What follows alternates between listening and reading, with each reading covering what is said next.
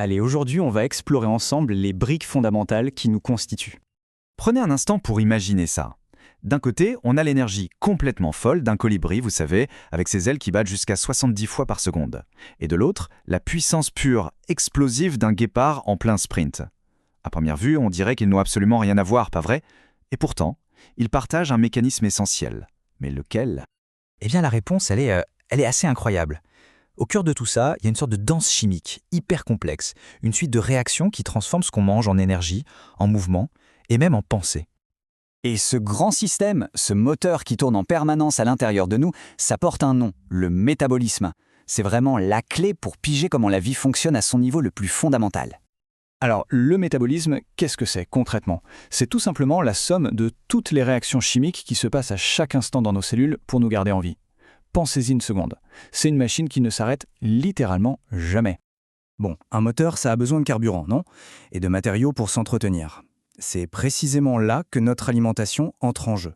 C'est elle qui nous fournit les 4 briques essentielles de la vie. J'adore cette analogie, parce qu'elle est parfaite. C'est vraiment comme si notre corps recevait des constructions en Lego, les démontait pièce par pièce, et utilisait ensuite ces mêmes briques pour construire quelque chose de complètement nouveau qui lui est propre. Alors, on parle de 4 grandes familles de molécules, chacune avec sa brique de base et son rôle bien à elle. On va commencer avec les glucides. Les glucides, en gros, ce sont les sucres. Le glucose, par exemple, c'est notre carburant numéro 1, l'énergie disponible tout de suite. Mais quand on les enchaîne, ils forment des structures plus complexes, comme l'amidon, qui permettent de stocker cette énergie pour plus tard. Ok, après les glucides, on a les protéines. Si nos cellules étaient une usine, les protéines, ce seraient les ouvrières. Elles font quasiment tout. Elles construisent, elles transportent, elles défendent. Elles sont faites de longues chaînes d'acides aminés qui se replient pour former des structures 3D hyper précises. C'est cette forme qui leur donne leur fonction. D'accord, mais qui donne les ordres à toutes ces ouvrières? C'est là que les acides nucléiques entrent en scène.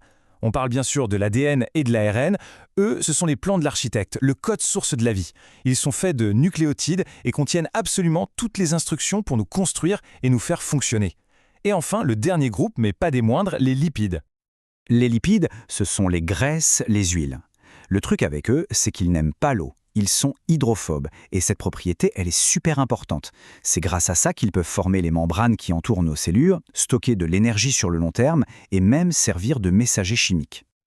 Ok, donc maintenant on a nos briques. Voyons voir comment le métabolisme s'en sert. En fait, il a 2 missions principales, 2 facettes qui sont à la fois opposées et parfaitement complémentaires. Il doit construire et démolir. Alors, d'un côté, on a le catabolisme. On peut les appeler les démolisseurs. Ce processus casse les grosses molécules qu'on a mangées pour en libérer l'énergie. Et de l'autre côté, on a l'anabolisme, les bâtisseurs. Eux, ils utilisent l'énergie libérée par le catabolisme pour assembler de nouvelles molécules complexes.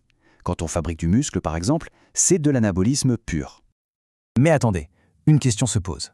Comment est-ce que toutes ces réactions peuvent arriver assez vite pour qu'on reste en vie? Il doit y avoir un truc, un ingrédient secret, une sorte d'accélérateur. Le vrai problème, c'est la vitesse.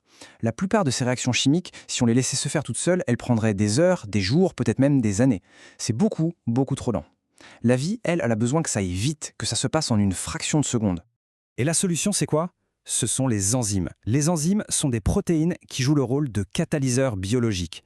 Leur job, c'est d'abaisser la quantité d'énergie nécessaire pour qu'une réaction démarre, ce qu'on appelle l'énergie d'activation. Grâce à elles, les réactions deviennent des milliers, voire des millions de fois plus rapides. C'est juste dingue. Et la façon dont ça marche, c'est super élégant. La molécule de départ, qu'on appelle le substrat, vient se loger parfaitement dans un endroit précis de l'enzyme, le site actif. C'est vraiment comme une clé qui entre dans sa serrure.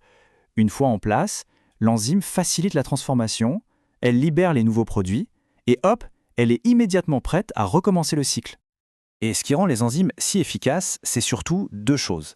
D'abord, elles sont hyper spécifiques. Chaque enzyme a une seule mission, une seule réaction à catalyser, pas de multitâche ici. Et ensuite, elles sont réutilisables à l'infini. Elles ne s'abîment pas pendant la réaction, elles peuvent donc bosser sans arrêt.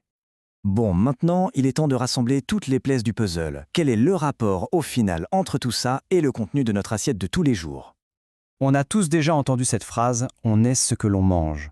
Eh bien, il faut savoir que ce n'est pas juste une expression, c'est littéralement vrai d'un point de vue scientifique. Imaginez un peu. Les atomes qui composaient la pomme ou le morceau de pain que vous avez mangé hier, eh bien, ils sont d'abord démontés par le catabolisme, Puis ils sont réassemblés par l'anabolisme et pourraient, à l'heure qu'il est, faire partie d'un de vos muscles ou même d'une de vos cellules cérébrales. C'est une transformation permanente, silencieuse, qui se passe en nous. Tout ça, ça repose sur un des principes les plus fondamentaux de la science. Rien ne se perd, rien ne se crée, tout se transforme. Les atomes ne disparaissent pas, non, ils sont juste réarrangés. Alors, la prochaine fois que vous mangerez, rappelez-vous de ça. Les atomes dans votre assiette ne sont qu'en transit. Ils sont juste sur le point de devenir une nouvelle partie de vous. La vraie question, c'est donc, ce repas, que va-t-il construire ?